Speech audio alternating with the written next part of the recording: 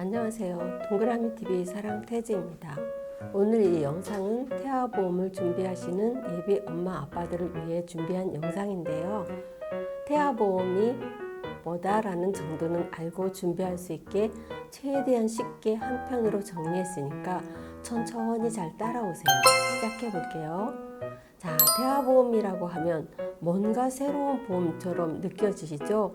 그런데 태아보험이라고 따로 준비하는 게 아니라 어린이 보험에 태아특약을 추가한 것을 태아보험이라고 해요. 태아보험은 아기가 뱃속에서 태아인 상태에서 가입하는 보험이기 때문에 엄마의 건강 상태로 심사를 하게 되는데요. 엄마의 건강에 문제가 없어서 가입을 했다고 하더라도 출생 전 이미 가지고 있는 선천성 질환이나 출산 과정에서 생길 수 있는 문제, 미숙아 출생 등에 대해 보장을 받기 위해서는 임신 후 최대 22주 이내 가입을 해야 보장을 받을 수가 있습니다. 특히 1차, 2차 기형아 검사에서 이상 소견이 발생하게 되면 이미 발생한 질환에 대해서 보장을 받을 수가 없기 때문에 22주 이내 1차 기형아 검사 이전에 가입을 권유드리고 있어요. 22주 이내 1차 기형아 검사 이전 꼭 기억해 주세요. 태아보험을 왜 가입해야 하는지 아셨다면 이제는 어떤 걸 가입해야 하는지 아셔야겠죠? 하나씩 천천히 살펴보면 태아보험을 가입하시면서 꼭 가입하셔야 하는 게 바로 실손의료비 보험이에요. 현재 실손보험은 단독으로 가입해야 하기 때문에 종합보험 1개, 실손보험 1개 이렇게 2개를 가입하시게 될 건데요. 가입 조건이나 보장은 모든 회사가 동일해요. 1년마다 갱신되고 5년마다 재가입하면서 100세까지 보장을 받게 되는데 아기가 출생하고 일정 기간 동안은 보험료가 꾸준하게 내려가니까 처음에 보험료가 좀 높다고 해서 걱정하실 필요는 없어요. 그 다음으로 어떤 걸 가입해야 하냐면 태아와 관련된 담보들인데요. 앞서 제가 22주 이내에 가입해야 보장이 된다라고 말씀드렸던 담보를 합니다. 실제 태아보험에는 100가지가 넘는 특약들이 있는데 그 많은 특약을 다 가입할 필요는 없겠지만 빼놓지 말고 꼭 구성해야 하는 특약에 대해 좀 짚어드릴게요. 첫 번째, 장애 출생 담보예요. 아기가 태어나서 약관에서 정한 장애가 발생하는 경우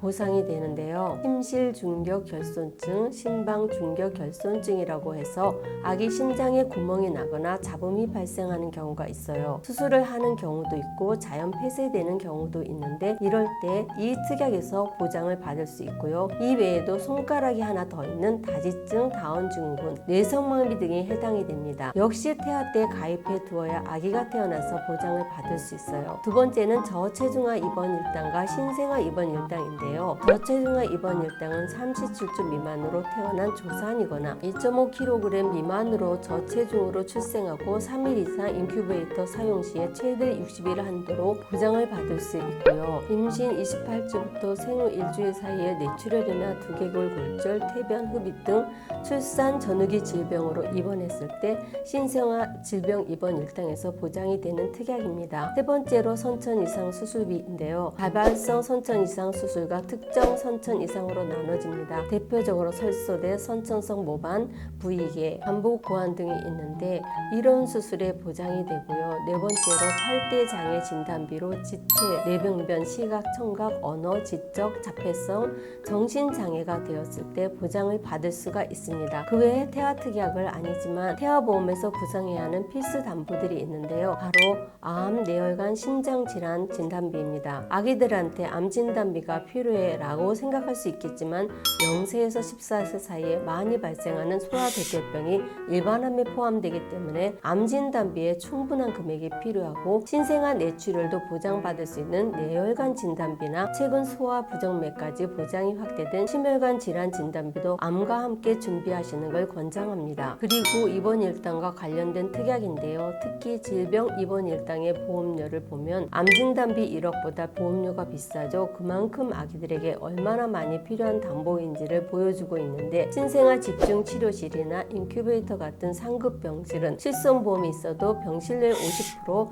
하루 최대 10만 원까지 밖에 보장이 안 되기 때문에 질병 중 환자 입원 일당도 꼭 가입해 두시는 게 좋습니다. 중환자실 입원 일당은 최대 30만 원까지 가능하지만 보험료 부담이 있기 때문에 10만 원 정도 추천드리고 출생 후 상황에 따라 삭제나 감액하시길 바래요. 다음으로 후유장애 담보인데요. 후유장애를 기본계약이라 생각해서 최소한만 가입하고자 하는 분들도 계시는데 후유장애 담보는 가입 금액에 내 장애율을 곱해서 지급이 되기 때문에 가입 금액이 커야 충분한 보상을 받을 수가 있겠죠. 상해 후유장애는 다소 보험료가 저렴한 편이지만 질병 후유장애는 가입 금액도 크지 않을 뿐더러 보험료도 비싼 편이라 어린이 보험에서 미리 준비하시는 게 유리합니다. 마지막으로 가족 일상 배상 책임 담보인데요. 일명 일배책이라고 부르는데 다른 사람의 재물이나 신체에 손해를 입히게 돼서 배상을 해줘야 할 때 최대 1억 한도 내에서 실손 보상됩니다. 예를 들어 누수로 아랫집에 피해를 입혔거나 아이들이 친구 집에서 놀다가 물건을 파손한 경우도 다양한 경우에 보상이 되는데요. 누수나 대물 사고의 경우 자기 부담금이 있고 대인 사고의 경우는 자기 부담금은 없습니다. 다만 고의 사고, 가족끼리 사고는 보상에서 제외되고